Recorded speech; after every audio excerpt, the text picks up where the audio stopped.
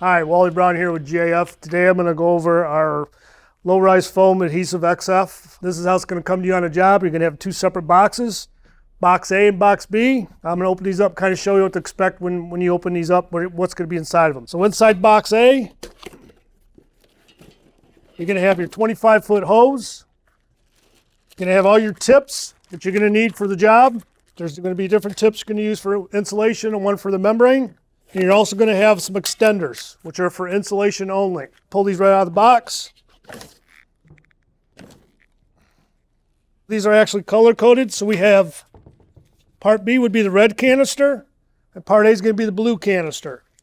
The hoses themselves are actually color-coded. So we have a red striped hose and a blue striped hose. So obviously the red striped hose is going to go to the red tank, blue is going to go to the blue tank. The gun is already attached to the hose. There's actually some instructions to actually go through the step-by-step how to install this, how to turn it on, what you should do. When these are on the job site, they should always be stored in the boxes. Prior to spraying with these, you actually got to shake these up a little bit. So we have our extender tubes, which is for the insulation. We have our short tubes.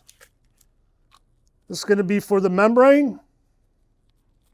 If you're just doing the splatter pattern, this is what you're going to use. There's actually a piece here, it's called the shower cap. So this would go on, snap it in there, and this will allow you to do the splatter pattern.